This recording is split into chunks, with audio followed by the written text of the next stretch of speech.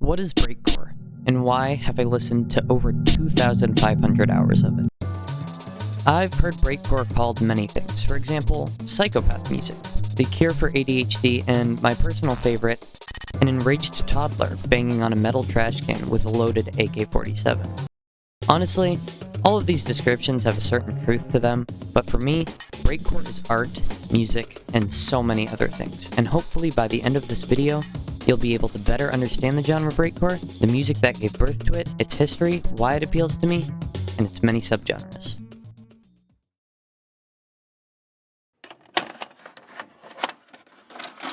Okay, so to talk about breakcore, we first have to talk about the stuff that came before breakcore, kind of like breakcore's parents in a sense. First is the bare bones, the very frameworks of most breakcore songs, the Amen break.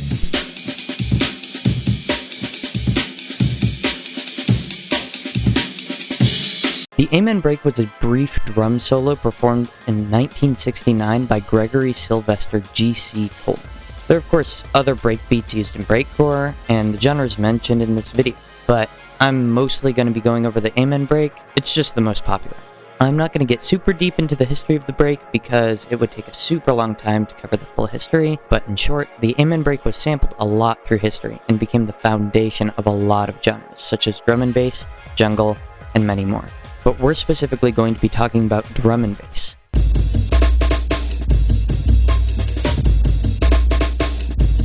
We're also going to be going over jungle. But jungle wasn't birthed by the Amen. It was largely based off breakbeat hardcore tracks that were influenced by reggae. Both jungle and drum and bass largely revolve around the Amen break and other breakbeats, as you probably were able to tell from those two clips. Jungle is typically more fast-paced and aggressive than drum and bass is typically more chill, but we're not focusing on jungle or drum and bass. We're talking about breakcore. So, how'd this more laid-back, calmer genre turn into something like this?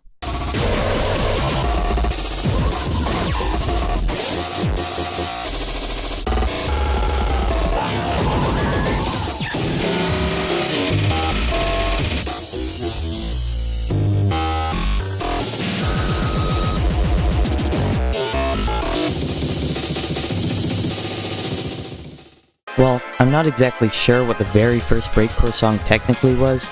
That'd be really hard to trace back, but I do know one of the first breakcore artists, Venetian Snares aka Breakcore Jesus. Venetian Snares takes drum and bass, a music that's kind of traditionally fun, rhythmic and danceable, and he uses it like a kind of a weapon. Canada has no death penalty.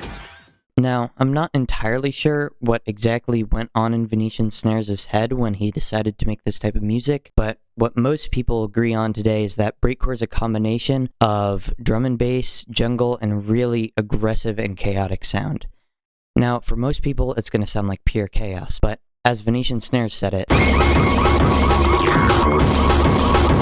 to me, it's not extreme. To me, it's like pretty. Anyways, what is breakcore? We've gone over it a bit, but we haven't really reached a full conclusion yet.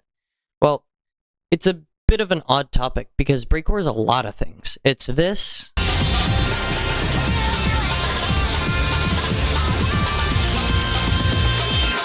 but also this.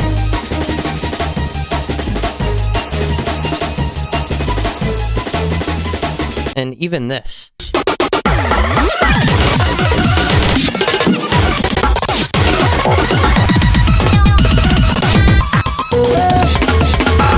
The easiest and most simple way I can explain it is, breakcore is a song that is typically played at a considerably fast speed, with seemingly random and chaotic drum patterns and uniquely used samples. But that's extremely oversimplifying it. Breakcore can be so many things. It can convey a wide range of emotions.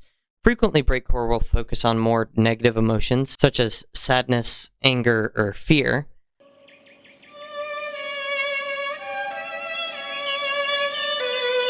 I used to understand happy. I know that I used to be happy. I was really happy. I'm unhappy now and I can't remember what it's like to be happy. I only remember...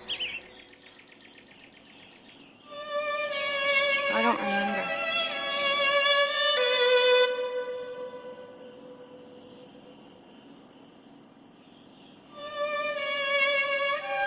I remember being happy only in comparison to not being happy, which is what I am now.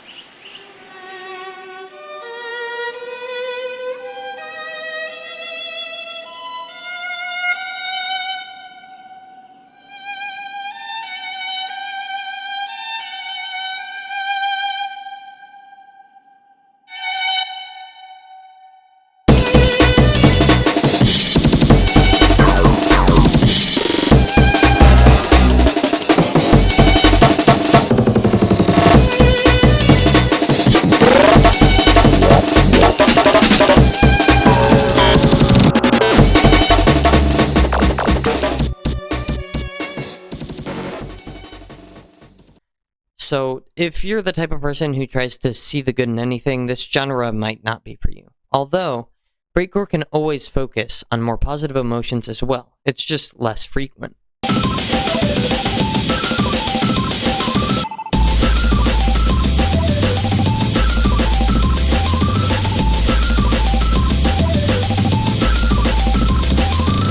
Breakcore also has many subgenres.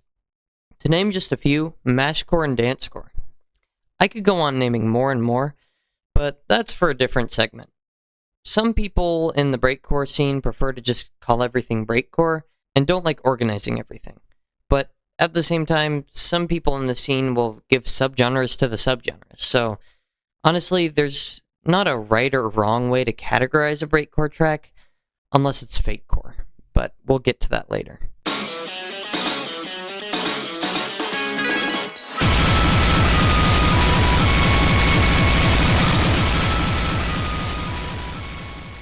Before I start this segment, I'd just like to say that I have no hate towards any of the artists mentioned. They all make great music. Please don't go and bully any of them. Breakcore has had a recent resurgence in popularity between 2022 and 2024. And with the newfound popularity comes Fakecore. Fakecore is probably one of my least favorite things because the music itself is great, but it's not breakcore, even though artists and listeners say that it is. Let me explain. Listen to these two tracks.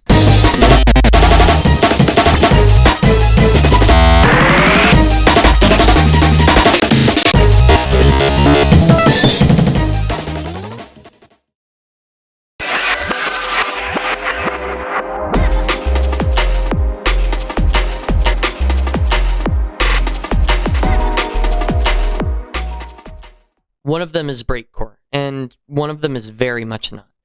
They're both great tracks, don't get me wrong, but there's a problem with the second one. And the problem is that, because of TikTok and other social media, it's being called breakcore. In short, TikTok has been labeling drum and bass, jungle, and other genres as breakcore, and now most of the internet doesn't understand what I mean when I say breakcore. I'm not going to dwell too long on this section because this is a bit of a controversial subject online.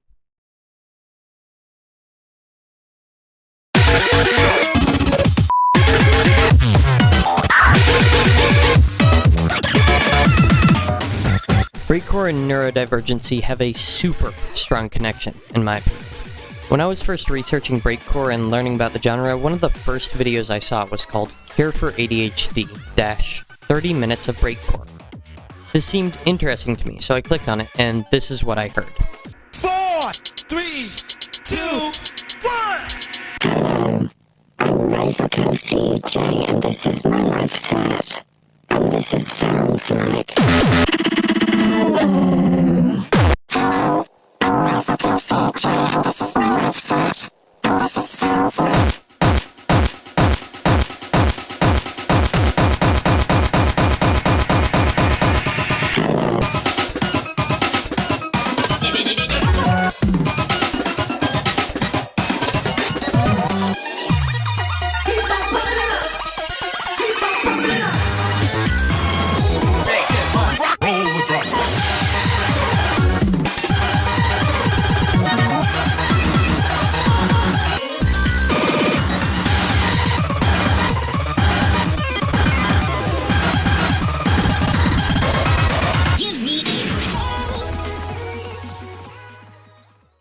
The entire mix was by Razorco CJ, and it's technically a mashcore mix, but mashcore is just a subgenre of breakcore. This set was one of the things that ended up getting me into the breakcore scene, and it also made me think a lot about how neurodivergency and breakcore are related. It's probably evident how breakcore and ADHD are related, but to explain it, I'm gonna have to explain how an ADHD brain works. Keep in mind, everyone with ADHD is different. This is just my personal experience with ADHD, and yes, I have been diagnosed by a professional. ADHD is like having a super fast car for a brain, which is good at first, because you can come up with ideas and think about things really fast. But the problem is, there aren't any brakes for that super fast car. It's just always going super fast. Now, a lot of people call breakcore the cure for ADHD, like the title of the video. Now, I don't entirely agree with this, but there is a certain truth to it. I personally take ADHD medication and understand how it works, and they work a bit differently.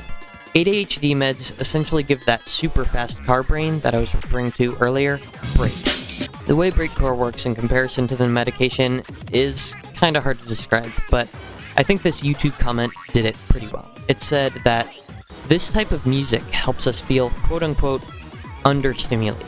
Essentially what they're saying is that breakcore is so fast and unpredictable that the ADHD brain is calmed when listening to it, even if the music is the opposite of calming to most people. This doesn't necessarily give our car brain breaks, but it helps calm it down and let the thoughts calm. This video ended up being my gateway into the breakcore world. My first breakcore artist was actually Nero's Day at Disneyland, now known as Lauren Bousfield, but the video is what inspired me to look into the genre, and is honestly one of the main reasons I listen to breakcore today. Breakcore also has a lot of relevance in other neurodivergent things, like autism. I'm not personally autistic, but I know a lot of people that are, and one of my favorite breakcore producers, Shoebill, is autistic as well. I've heard a lot of people describe breakcore as something that's perfect to stim to, or just what it sounds like in their head while stimming. Now, I definitely don't think you need to be neurodivergent to enjoy breakcore, personally. I just think it's kind of an acquired taste, and having ADHD or being autistic just makes it easier to get into the genre.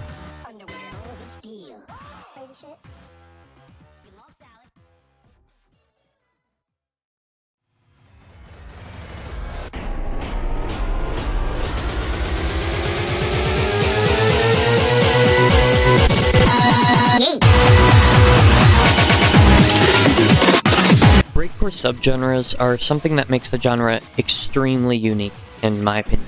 I've touched on the subject of subgenres at multiple points earlier in this video, but I've never gone too deep into describing the differences between them and their unique sounds. We'll be going over mashcore first because it's my favorite and I'm incredibly biased. So mashcore is a bit of a doozy in the sense of definition because honestly it has so many different sounds. This is mashcore.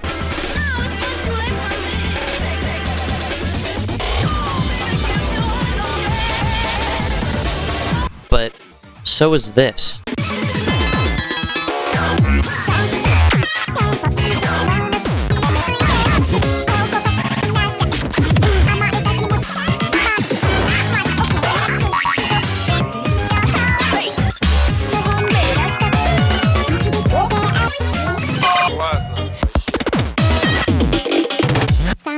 There's so many different versions of it, so for this definition, I'm going to split it up into two sections.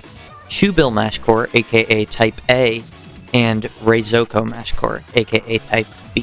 First, we're going to be talking about Shoebill's type. Type A mashcore is one of my favorite things in the world, period. It's typically made up of a sample of either early 2000s pop music or some obscure meme sample. And then the sample is chopped up and stuttered and rearranged until you have something that sounds a bit like this.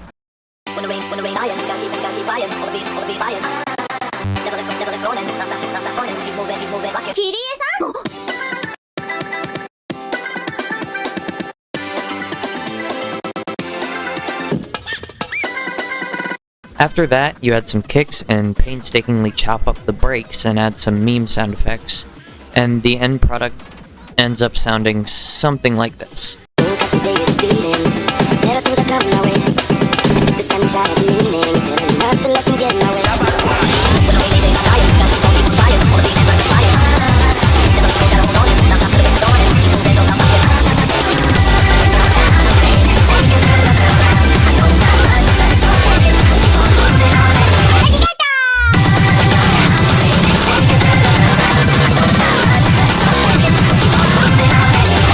The song that I just showed you was Amen Kun by Shugo, by the way. This type of music, Type A mashcore, is something that I've been coming back to again and again after finding it. There's just something about it that's so nice. Anyways, on to Type B. Type B mashcore is interesting because it's basically a bunch of sound effects mashed on top of each other with an occasional amen break. The main person making this genre is Reizoko CJ, and honestly, he's one of my favorite producers as well. His music has this sound of order and chaos, and he's also the artist that mostly introduced me to the genre. Now for the next subgenre, glitchcore. Glitchcore is a unique one. Here's a few quick examples.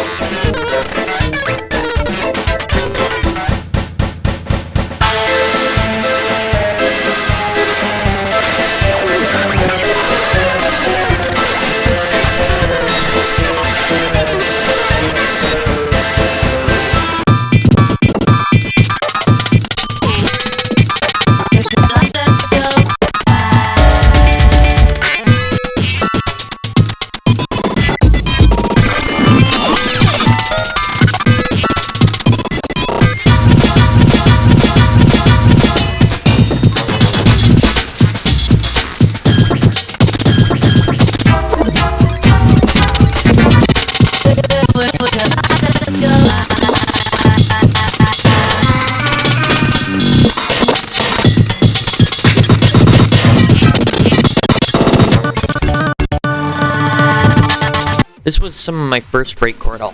The artist is Lauren Bousfield, and I strongly recommend you check her out. Anyways, you might have listened to those glitchcore examples right there and thought, this just sounds like a dying computer. And yeah, it kind of does, but it's a dying computer on beat.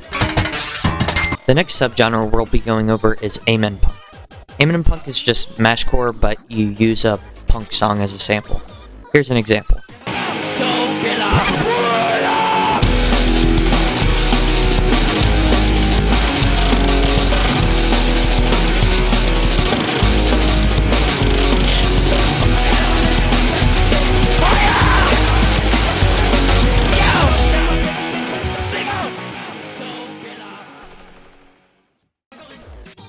That's basically all the description you need.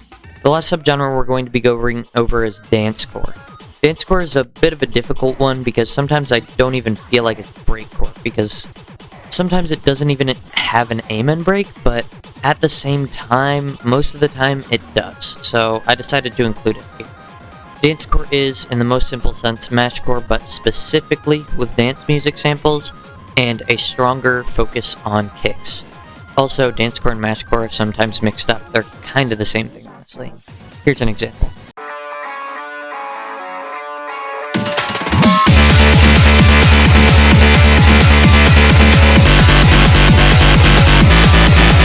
And that's it for subgenres. But just by the way, there are probably thousands more out there. Just to list a few: classical breakcore, metal breakcore, ravecore, and honestly an infinite amount more. But I don't know enough about them to confidently describe them in this video without knowing if I might be spreading misinformation. Also, for some of those, you can infer what they are from the name. As for an outro, I'm not exactly sure what to put. I guess I'll just end off by saying that breakcore is one of my all-time favorite things in the world, and it is also a great thing for neurodivergent people to know about. I'd strongly suggest giving it a try if you suspect or know that you have autism or ADHD. That's all for this video. See you next time.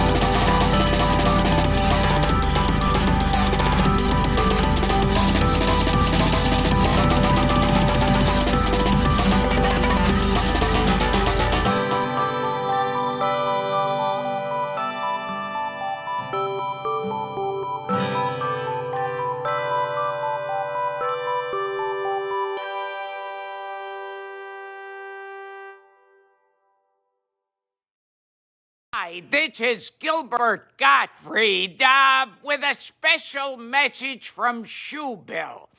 Shoebill wants you to know that his compilation album, the compilation is called Favicon Volume 2. This is Dancecore. And that will be out on February 20th. Thank you from Shoebill.